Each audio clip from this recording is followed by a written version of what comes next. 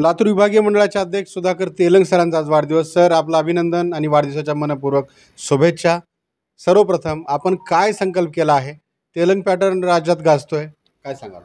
Thank you sir. आज वाढदिवसानिमित्त व मंडळाच्या परीक्षा ज्या पूर्ण झालेल्या आहेत, जवळपास संपत आलेल्या आहेत, 12वीच्या आणि 10वीच्या परीक्षा सुरू आहेत. तर त्यासाठी संकल्प जो आपण गेल्या वर्षी केला होता, कॉपीमुक्ती 100% फास्ट विथ झूम वेबकास्ट, त्याला माझ्या शिक्षक, मुख्याध्यापक, संस्थाचालक, संघटना सर्वांकडून खूप सुंदर प्रतिसाद मिळालेला आहे आणि सुस्थितीत, शांततेत आणि कॉपीमुक्त वातावरणामध्ये परीक्षा होत आहेत, यात काही शंका नाही.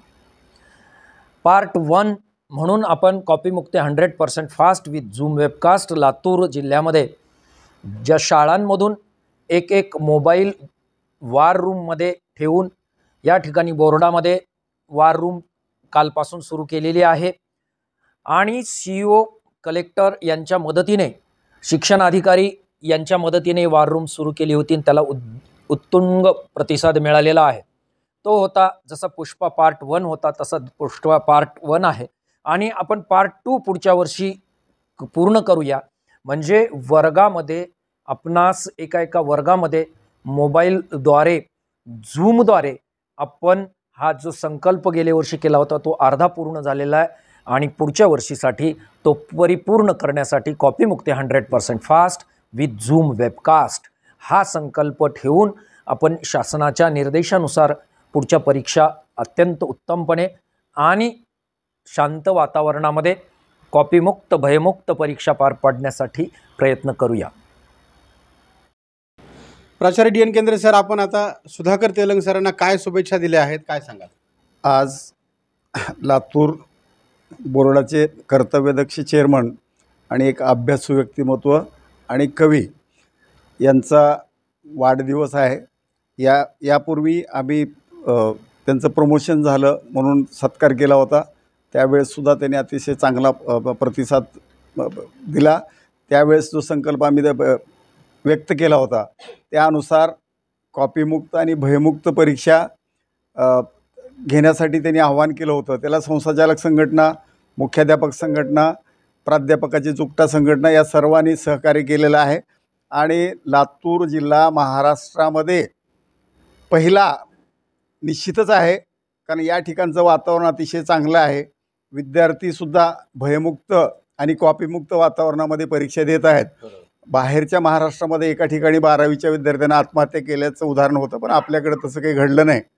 तेलंग साहेब वेळोवेळी ज्या काही अडचणी येतील केंद्रप्रमुखाला त्या विदिन 2 सेकंदमध्ये उपलब्ध होऊन त्यांना मार्गदर्शन करून त्यांचा, मला एक अडचण आली होती की बाबा आमच्याकडे मुस्लिम समाजाच्या मुली आहेत आणि त्यांचा भुरक्याचा प्रश्न आहे, काय करायचं साहेब. मी डायरेक्ट विवोला फोन लावला. युवाने सांगितलं की तेलंग साहेबाला तुम्ही विचारा. त्यांना विचारलं तर अर्ध्या मिनिटाच्या आत त्यांनी उत्तर दिलं. फक्त चेहरा ऑब्झर्व करायला सांगा, ते हे काढायची गरज नाही. ते कळमचे साहेब लोक येऊन मला अभिनंदन केले की बाबा तुम्ही अतिशय चांगला न्याय दिला. मी म्हणलं चेअरमन साहेबाच्या आदेशाप्रमाणे ते केलेलं आहे. त्याच्या पुढच्या वर्षी जो त्यांनी संकल्प व्यक्त केलेला आहे त्यालाही आम्ही सर्वजण, संस्थाचालक संघटना, मुख्याध्यापक संघटना आणि जुकटा संघटना मिळून सहकार्य करू आणि भावी काळामध्ये सुधाकर तेलंग साहेबाचं उंची एवढी मोठी आहे, ते जर आज जॉईंट डायरेक्टर म्हणून पुण्याला असते ते डायरेक्टर राहिले असते आज. पण एक 6 महिन्यानं का होईना ते निश्चितपणानं आम्हाला या राज्याचं नेतृत्व त्यांनी करावं अशी मी अपेक्षा करतो आणि थांबतो. जय हिंद, जय महाराष्ट्र. सर, काय शुभेच्छा दिल्या आहेत एकूणच सुधाकर तेलंग सरांना आणि सुरू असलेल्या परीक्षेच्या संदर्भामध्ये काय चर्चा झाली?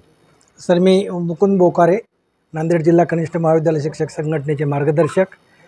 यापूर्वीच आमची परीक्षापूर्व अशी बैठक झाली होती आणि त्या बैठकीतच असं ठरलं होतं आणि कॉपीमुक्त अभियान आपल्या विभागामध्ये राबवायचं आणि त्यासाठी आपण ज्या काही संघटनेतर्फे पूर्णपणे तयारी होती आमची आणि तेलंग साहेबाच्या मार्गदर्शनाखाली ही परीक्षा अत्यंत व्यवस्थित अशी पार पडली. आम्ही अगदी आनंदी आहोत आणि आपल्या पालक, विद्यार्थी आणि शिक्षक या झालेल्या परीक्षेवर पूर्णपणे समाधानी आहेत.